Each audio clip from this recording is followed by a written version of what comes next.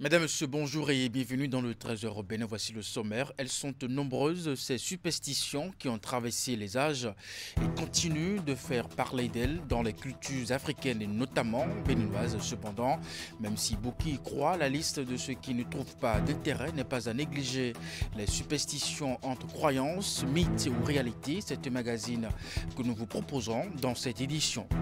Ensuite, conjointement avec les fidèles musulmans, les adeptes de la religion Puerto-Rica sont également en pleine période de jeûne. Découvrez dans ce journal ce qui explique ce fait et les similitudes au niveau des deux confessions religieuses. Et puis enfin, clap de fin des assises départementales sur le phénomène de la migration à Djougou, démarré le 1er février 2024. C'est ce samedi 30 février qui ont pris fin les dites assises initiées par Mireille Bio-Idrissou pour restituer les résultats des travaux de terrain menés dans les 4 communes de la Donga. Voilà pour vous le sommaire de cette édition. À nouveau bonjour et bienvenue si vous nous rejoignez justement. Elles sont nombreuses, ces superstitions qui ont traversé les âges et continuent de faire parler d'elles dans les cultures africaines et notamment béninoises. Cependant, même si beaucoup y croient, la liste de ceux qui n'y trouvent pas d'intérêt n'est pas à négliger. Pour les mieux avertis, il s'agit des interdits à respecter pour ne pas attirer la colère des divinités sur soi. Le non-respect de ces croyances au présage, bien entendu, serait à la base de beaucoup de maux, de déconvenus dont souffrent les hommes. Les superstitions entre croyances, mythes ou réalités, c'est un magazine signé Ingrid Elviston. On les a tous déjà entendus une fois ou moins, à un moment ou à un autre de la vie, ces croyances au présage.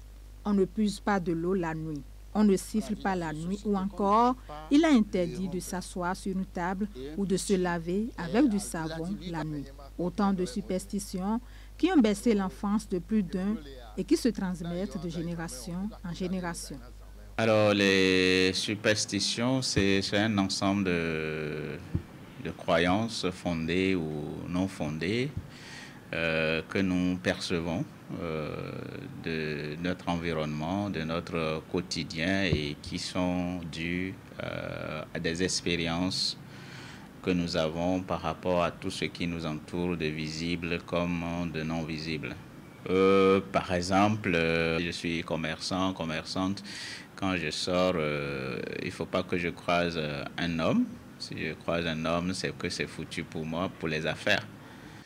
Chaque société qui crée sa superstition. La superstition, c'est des types de lois qu'on met en place pour pouvoir guider la société, pour pouvoir ordonner la société, pour pouvoir s'entendre sur un certain nombre de choses afin de réguler la société. Ces croyances au présage existent dans toutes les cultures africaines avec des explications variables d'une région à une autre. Des exemples de superstitions, il en a à foison, même si la plupart de ceux qui y croient ignorent vraiment leur signification.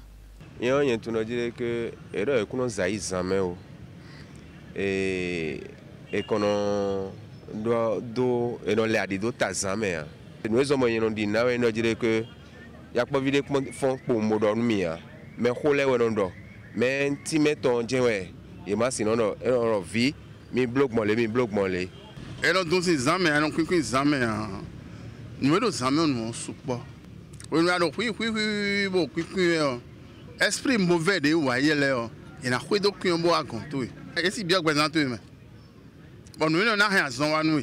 Donc, on a dit nous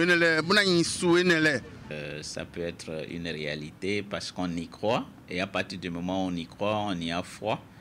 Ça peut avoir un impact sur notre comportement, sur notre devenir. Mais pour celui qui n'y croit pas, bien, vous comprenez naturellement que ça peut ne pas agir sur sa vie et sur ses comportements. Donc, est-ce qu'il faut y croire? Tout dépend de l'éducation que chacun a reçue, tout dépend de l'environnement dans lequel chacun a évolué. Par exemple, on dit quand vous balayez la nuit, vous serez pauvre. Bon, c'est des questions. Maintenant, reste à savoir si tous ceux qui sont pauvres, c'est des gens qui ont balayé la nuit, ou tous ceux qui sont riches, est-ce que c'est des gens qui n'ont jamais balayé la nuit? Donc, contrairement à ceux-ci, d'autres n'y voient pas d'intérêt. Pour eux, ce sont juste des histoires inventées de toutes pièces par les parents. Les mieux avertis corrigent le tir. Dieu a créé chaque peuple avec ses interdits.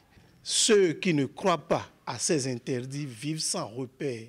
Le socle sur lequel le monde est assis, c'est ça qu'on appelle interdit. Les interdits protègent contre beaucoup de choses. Lorsque vous respectez vos interdits, la sorcellerie qui sévit ne pourra pas vous faire face facilement.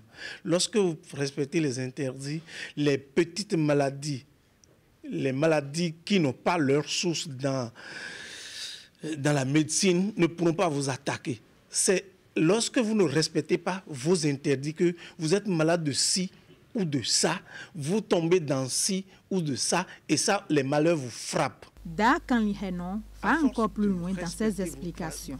Il nous livre ici quelques interdits de ses origines et les conséquences subséquentes.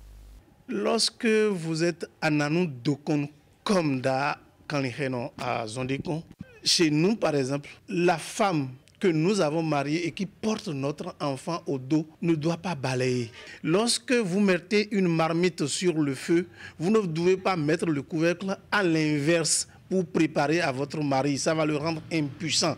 Lorsqu'on dit dans notre tradition qu'on ne balaye pas la nuit, c'est l'interdit des Arwanovi ou Lanou parce qu'ils sont des fils de Sakpata. Vous allez entendre que quelqu'un a versé de l'eau par terre la nuit et le lendemain, tous ses enfants sont malades. Ou quelqu'un a fait accident mortel dans sa maison. Voilà les conséquences. Ces choses arrivent et l'origine de ces mots-là, vous les recherchez ailleurs, alors que c'est dans vos pratiques. À en croire les mieux aguerris sur la question, les superstitions constituent des normes sociales régulant la société et les interactions entre les hommes. Il faut croire à ce genre de choses comme des constructions sociales qui ont valeur éducative. Ces interdictions-là, c'est pour pouvoir éduquer le peuple, c'est pour pouvoir obtenir du peuple un comportement hygiénique. La première fonction, c'est d'éduquer la population à aller peut-être dans le bon sens. Mais en même temps qu'on met en place ces interdits sociaux, on met en place ce que nous appelons en sociologie des formes de mobilisation sociale, des dispositions où on peut aller au-delà de cela sans pour autant heurter la vérité spirituelle qui est au bout de ces interdictions. Et c'est comme ça que la nuit, quand vous balayez, vous n'acceptez pas et vous ne dites pas que vous balayez. Vous dites simplement, chez moi maintenant, à Bouillé-Boudoum, je suis en train de rechercher mon épine qui est tombée par terre, c'est ça que je recherche. Ou on dit à go une formule pour demander l'autorisation pour faire ce qu'on a envie de faire. Qu'elle soit fondée ou pas, ces croyances qui traversent les âges contribuent à réguler les comportements en société. Le non-respect de ces interdits serait à la base de bien des maux dont souffrent les humains.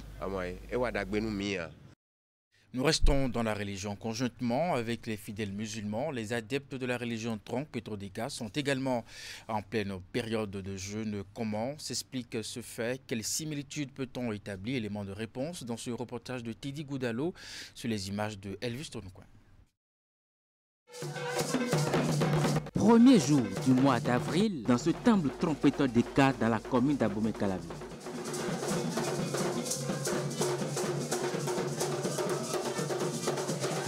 Les fidèles se sont mobilisés pour vénérer l'esprit de leur divinité. C'est une messe particulière à laquelle ces adeptes prennent part en pleine période conjointe de jeûne avec les musulmans. La période de carême dans la communauté Tronc en général n'est pas tellement différente du carême du mois du Ramadan musulman. Non, c'est juste que nous pratiquons le carême dans le vaudou et eux, ils pratiquent le carême dans l'islam. Ouais, c'est les mêmes prescriptions, c'est les mêmes recommandations et c'est les mêmes bénédictions que nous recevons. Ces fidèles trompeteurs des cas pratiquent le jeûne à leur guise tout en respectant les prescriptions établies. C'est un moment de prière pour nous. Ça nous permet de se rassembler les soirs, de prier ensemble, de manger ensemble. Déjà à 6 heures, Il faut être au temple, prier, après manger. C'est tout. Après aller prier au temple encore. À 17h30, 18h, on est déjà ensemble, on prie. Et à 19h, on mange un fruit. Et après, c'est fini. Quand je mange le matin, puis 5h comme ça, là, dans la journée, je ne mange pas, jusqu'au soir. Mais le soir, pour manger, je peux prendre, avant de manger, je peux prendre de l'orange. Avant de manger, les fruits, quoi. Si je prends de l'orange, après ça, je peux manger de la nourriture. Le jeûne dans la communauté Tron n'est donc pas si différent de celui des fidèles musulmans. Selon l'histoire, l'esprit Tron émane de la religion musulmane. Notre esprit adorateur Tron est un esprit musulman en partie. Parce que l'empereur mondial qui nous a fait connaître cette divinité,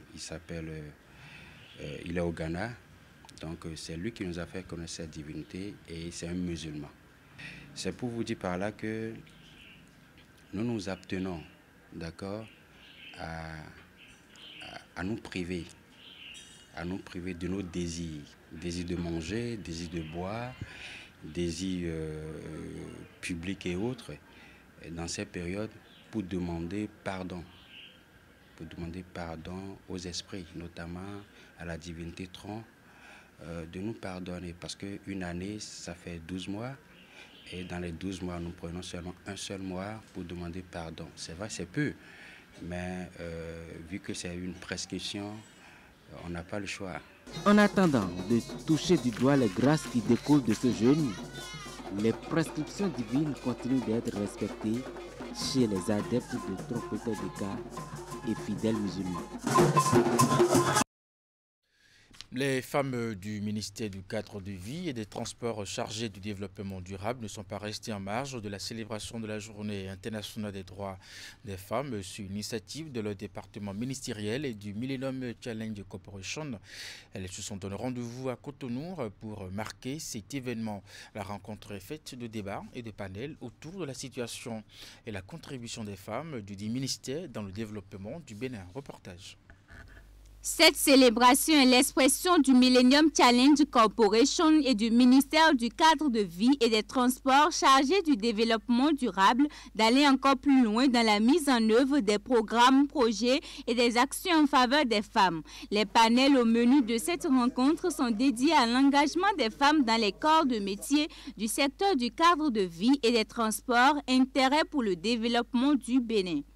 La séance de ce matin permettra aussi de présenter la situation des femmes dans les différents corps de métier du ministère du cadre de vie et des transports en charge du développement durable et de lever ainsi un coin de voile sur les contraintes sociales qui constituent les barrières à l'engagement des femmes et des jeunes dans ce secteur.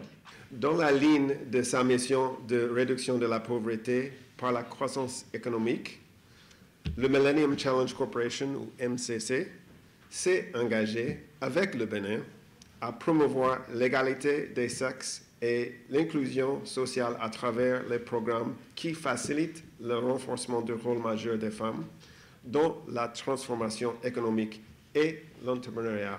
Ce rendez-vous consacre également les 20 ans d'intervention du programme Millennium Challenge Corporation au Bénin à travers le programme Millennium Challenge et compte MCA Bénin. MCA Bénin qui a connu plusieurs compacts dont les acquis ont impacté significativement la population béninoise. Un coin de voile est levé ici sur quelques actions phares du programme. Il s'agit notamment de la réalisation des études détaillées de conception de la reconstruction de la route Boycon-Dassa en 2x2 de voies. Le renforcement des capacités d'une vingtaine de fonctionnaires des structures sous tutelle, notamment la CNSR, la DTTA, la direction départementale, la CIRAX. La rencontre est également faite de partage d'expériences et de témoignages des femmes bénéficiaires des différents programmes du Millennium Challenge et Compte Bénin. Nous irons à présent à la découverte de certaines femmes qui excellent dans l'art de la poterie. Elles sont basées à Patabar. Leurs connaissances se transmettent de mère en fille. Elles travaillent souvent en groupe pour souvenir à leurs besoins, mais leur travail reste pénible et peu rentable au regard de l'aspect rudimentaire des techniques de fabrication des pots en terre cuite. Une de nos équipes est allée justement à Savalou réaliser ce reportage avec ces braves femmes. Voici le compte rendu. Ici, le travail se fait essentiellement à la main, des mains habiles pour modeler l'argile. C'est un travail de plusieurs heures, voire de plusieurs jours, et qui nécessite attention, souplesse et agilité. Réunies en association, les femmes potières de Pataba font partie de cette longue lignée de potières traditionnelles. La connaissance ici est transmise de mère en fille.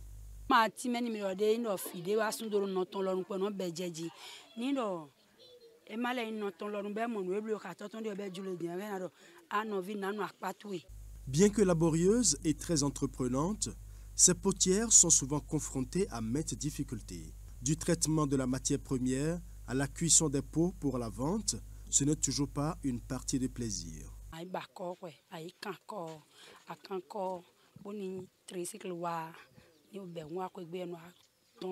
Quantité de bas de bonazan bon rosinji rosinji ya blo quelque temps aller voir rosinji pas de mon point noir bobo e bobo lo de nya de wo mi money no wo mi no nya de wo e no bo wo mi no bedo seji wo mi bedo seji lo mi no aso ni mi so e no abo chile wa mi mo no bo wa no do ken mi mo kede ro come en choku jeyin come sin ken akege ko sin ken. Conduite par l'Association pour le développement de la commune de Savalou, quelques membres du Rotary Club Paris Avenir sont émerveillés par la qualité du travail des femmes potières de Pataba. Ils réfléchissent déjà aux voies et moyens pour les accompagner dans l'amélioration de leurs conditions de travail. Aujourd'hui, on va développer le tourisme un petit peu à Savalou parce que ça ramène de la richesse. C'est un lieu touristique qui pourrait être organisé et aménagé pour que ça attire les gens. Ce qu'elles font, c'est juste fantastique. Et on va essayer aussi de partager leur savoir avec des potiers français qui pourraient venir quelques mois, apprendre comment est-ce qu'ils font et leur apprendre comment est-ce qu'ils pourraient faire et améliorer. Aujourd'hui, on a vu qu'avec la cuisson, ils ont quelques soucis, beaucoup de casse. Et je pense qu'on peut améliorer des choses comme ça et leur montrer d'autres choses. Aménager un hangar où ils puissent recevoir les touristes à l'ombre, montrer leur métier et vendre les produits à côté. En ce qui concerne les débouchés, plusieurs acteurs béninois se positionnent déjà sur le marché de vente afin de faire découvrir au monde entier les belles œuvres de Pataba. Ça attire la clientèle parce que quand moi j'apporte ça au marché, je vends bien. C'est avec ça que je nourris mes enfants. Bon, tout le monde achète pour boire tisane. Sans ça, tu ne peux pas boire tisane. Quand tu accouches, c'est avec ça que tu vas faire la tisane pour laver les enfants. Donc, pour ceux qui font les choses traditionnelles, c'est avec ça, eux aussi, ils travaillent. Donc, ça marche bien. Mais seulement, c'est difficile pour ceux qui fabriquent. Le travail de groupe reste l'une des forces des potières de Pataba. Elles produisent ensemble à la chaîne sous la supervision de leurs aînés. Les produits sont ensuite vendus et les dividendes partagés au prorata des efforts de chaque membre du groupe. Et puis dans la suite de cette édition, clap de fin des assises départementales sur le phénomène de la migration, justement. C'est ce samedi 30 mars qu'ont pris fin les dites assises initiées par Mireille Bio-Idrissou pour restituer les résultats des travaux de terrain menés dans les 4 communes de la Donga. Une séance qui a mobilisé différentes composantes de la société est organisée à la direction départementale de la santé Donga, Alassane Arouna pour le compte rendu. L'émigration massive de la jeunesse de la Donga. Le phénomène de la migration prend des proportions inquiétantes dans la Donga. C'est donc pour mettre un terme à ce phénomène qui prive la région de ses bras valides que les présentes assises départementales sont initiées pour réfléchir afin de trouver des solutions appropriées aux flux migratoires. Initiative de Mireille Biao-Idrissou, parrainée par le ministre Abdoulaye Biao-Tchané. Ces assises font suite à une série de consultations communales organisées dans les 26 arrondissements du département. Elles mobilisent autorités à divers niveaux, sages, responsables d'ONG et la diaspora. Leur mission, faire la restitution des résultats obtenus sur le terrain. Cette initiative entre dans le cadre de nos actions en faveur du développement de notre département que nous avons l'habitude de mener. Et là, entre autres problématiques, entre autres phénomènes qui gangrènent notre département, nous avons donc constaté le flux important de la migration des jeunes vers les pays de la Méditerranée et de l'Europe. Et nous nous sommes dit, pourquoi pas ne pas en discuter, pourquoi ne pas faire autrement, pourquoi ne pas aller vers la base pour mieux appréhender, mieux comprendre le phénomène et donc initier des pistes de résolution. La présentation des principaux résultats sont suivis de questions-réponses pour permettre à l'assistance de mieux cerner les différents contours du phénomène. Ne vous trompez pas, et il ne va pas disparaître du jour au lendemain. Ce sera une lutte dure, une lutte de longue haleine. Et il faudra l'abnégation et l'amour de nos frères pour leur département afin que la lutte que nous allons mener ensemble porte ses fruits. Les différents panels animés et débats menés sont assortis de recommandations qui serviront de boussole pour combattre ce phénomène. Nous avons d'abord l'obligation donc de fédérer les efforts, c'est très important de ne pas nous disperser, d'impliquer les autorités locales. Il y a également une recommandation que j'ai vraiment appréciée, celle donc de dire qu'il faut privilégier les résolutions qui donc nécessitent des efforts endogènes. C'est très important. J'interpelle les autorités à divers niveaux à mieux orienter nos jeunes enfants dès le bas âge sur l'auto-emploi, la formation sur l'auto-emploi en créant des écoles professionnelles. Et je crois qu'en ce faisant, nous pouvons mieux encadrer ce phénomène qui est la migration. Avant de se séparer, les participants ont pris l'engagement solennel d'aider l'initiatrice de ces assises à l'atteinte des résultats escomptés.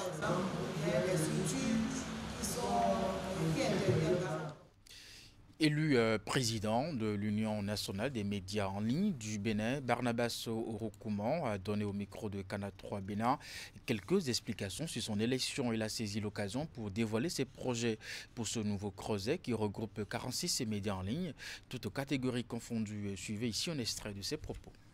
Il faut dire que j'ai présenté un programme de société que j'ai soumis à mes pairs promoteurs des médias en ligne du Bénin. Et dans ce programme, j'ai prévu 3 axes stratégiques que sont l'instauration d'un secrétariat exécutif. Parce que vous savez, la plupart des fêtières, des médias qui existent n'ont pas de secrétariat exécutif, ce qui cause un problème en termes de mémoire des associations, ce qui pose un problème même de succession des fois lorsqu'un mandat finit. Et en plus de cela, nous avons prévu dans notre programme de société également de faire de la formation. Nous sommes dans un domaine où nous utilisons la technologie, où nous utilisons l'Internet comme canal de diffusion de l'information. La technologie avance très vite et notre métier également avance. Il faudra prévoir des formations à l'endroit des membres, la formation à l'endroit des journalistes, des techniciens, à l'endroit de tout le monde afin que nous soyons au top. Alors, après la formation, nous allons œuvrer à agrandir notre association. Il y a 46 médias qui ont eu à signer une convention avec la HAC. Il est question, en plus de ces 46 médias qui constituent aujourd'hui ceux qui doivent appartenir à l'Union nationale des médias en ligne du Bénin, d'œuvrer pour que les autres qui aujourd'hui n'ont pas les licences légales puissent l'avoir afin de venir s'ajouter à l'équipe qui a démarré ce chemin. Et puis Barnabas Orokoumon s'est également livré sur les défis à relever dans le secteur des médias en ligne ainsi que les moyens dont dispose l'Union nationale des médias en ligne du Bénin pour y parvenir. On l'écoute. Et si nous décidons dans notre plan stratégique numéro 3 d'agrandir nos cercles, c'est que nous voulons lutter contre les imposteurs. Nous voulons lutter contre ceux-là qui ont comme rédaction leur sac. Ceux-là qui tournent sur le terrain avec des téléphones portables et qui sont prêts à prendre 10 000 francs, 20 000 francs pour un travail qui devait normalement coûter au-delà.